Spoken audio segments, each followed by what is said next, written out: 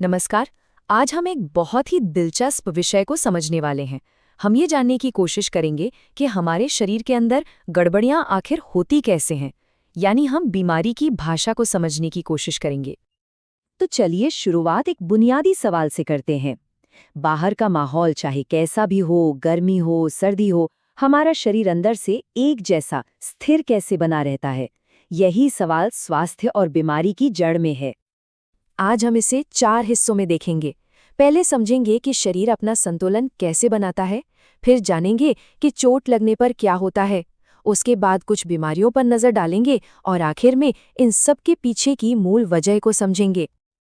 ठीक है, तो चलिए पहले सेक्शन में गोता लगाते हैं। ये वो अद्भुत और खामोश कोशिश है जो हमारा शरीर हर पल करता है ताकि अंदर सब कुछ एकदम सही रहे। इस कमाल की क्षमता का एक नाम है होम्योस्टेसिस। आसान भाषा में कहें तो ये शरीर का एक अंदरूनी थर्मोस्टेट है जो तापमान से लेकर प्रेशर तक सब कुछ संतुलित रखता है, चाहे बाहर कुछ भी हो रहा हो। अब सवाल ये है कि शरीर ये संतुलन बनाता कैसे है। ये मुख्य रूप से 2 तरह के फीडबैक लूप से होता है। पहला और सबसे आम है नेगेटिव फीडबैक, जो किसी भी बदलाव को वापस नॉर्मल करता है, जैसे बढ़े हुए ब्लड प्रेशर को कम करना। और दूसरा है पॉजिटिव फीडबैक, जो थोड़ा कम देखने को मिलता है और किसी बदलाव को और तेजी से बढ़ाता है, जैसा कि बच्चे के जन्म के दौरान होता है। तो अब आगे बढ़ते हैं और देखते हैं कि तब क्या होता है जब ये नाजुक संतुलन बिगड़ जाता है, जब वो पहला डोमिनो गिरता है। देखिए, जब कोई भी तनाव, चाहे वो ऑक्सीजन की कमी हो, कोई चोट हो या कोई इन्फेक्शन, हमारे सेल्स की सहने की क्षमता से ज्यादा हो जाता है तो उन्हें चोट पहुंचती है। इसे ही सेल्यूलर इंजरी कहते हैं। लेकिन हर चोट एक जैसी नहीं होती। कुछ चोटें ऐसी होती हैं जिनसे सेल ठीक हो सकता है। इसे हम रिवर्सिबल इंजरी कहते हैं। पर अगर चोट बहुत गहरी हो तो सेल की मौत पक्की है और इसे इर्रिवर्सिबल इंजरी कहा जाता है। अगर हम और गहराई में जाएं, माइक्रोस्कोप के नीचे देखें, तो ये चोट कई वजहों से होती है, जैसे सेल की एनर्जी सप्लाई का खत्म हो जाना, फ्री रेडिकल्स का हमला या फिर सेल की बाहरी दीवार का टूट जाना, जो कि समझिए पॉइंट ऑफ नो रिटर्न है। तो जब भी कोई चोट लगती है तो शरीर का एक यूनिवर्सल इमरजेंसी रिस्पॉन्स होता है, एक सुरक्षा कवच, जिसे हम इन्फ्लेमेशन या सूजन कहते हैं। और इसका अनुभव तो हम सब ने कभी न कभी किया ही है ना? जैसे कोई कांटा चुभ जाए। इसकी पहचान के 5 क्लासिक साइन हैं। वो जगह लाल हो जाती है, गर्म महसूस होती है, सूज जाती है, दर्द होता है और वो हिस्सा ठीक से काम नहीं कर पाता। और इसके पीछे एक बहुत ही बेहतरीन प्रक्रिया होती है।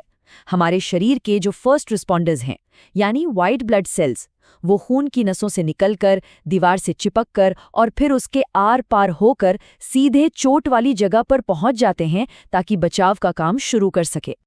चलिए, अब तक जो हमने ये सिद्धांत समझे हैं, उन्हें कुछ असली बीमारियों से जोड़कर देखते हैं, ताकि ये पता चले कि ये सब असल में काम कैसे करता है।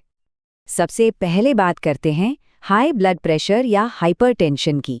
इसे साइलेंट किलर भी कहते हैं, क्योंकि इसमें मूल समस्या हमारे शरीर के प्रेशर कंट्रोल सिस्टम का फेल हो जाना है। अब ये होता क्यों है? कई सारे जटिल फैक्टर्स मिलकर हमारी खून की नसों को सिकोड़ देते हैं। इससे हमारे दिल को खून पंप करने के लिए ज्यादा मेहनत करनी पड़ती है और धीरे धीरे ये बढ़ा हुआ प्रेशर दिल, दिमाग और किडनी जैसे जरूरी अंगों को नुकसान पहुंचाने लगता है। अगली बीमारी है डायबिटीज। ये 2 तरह की होती है, लेकिन दोनों में ही समस्या इंसुलिन नाम के हार्मोन से जुड़ी है। टाइप 1 में शरीर का इम्यून सिस्टम ही इंसुलिन बनाने वाले सेल्स को खत्म कर देता है, जबकि टाइप 2 में सेल्स इंसुलिन के प्रति ठीक से रिस्पॉन्ड नहीं करते। डायबिटीज का असली खतरा इसके लॉन्ग टर्म कॉम्प्लिकेशंस में छिपा है। खून में लगातार बढ़ा हुआ शुगर लेवल जहर की तरह काम करता है और धीरे धीरे हमारी खून की नसों को खराब कर देता है, जिससे आंखें, किडनी, नसें और यहाँ तक कि दिल पर भी बुरा असर पड़ता है। और आखिर में एक नज़र डालते हैं अल्जाइमर्स पर। ये एक ऐसी बीमारी है जिसकी जड़ हमारे दिमाग में जमा होने वाले कुछ असामान्य प्रोटीन्स में है।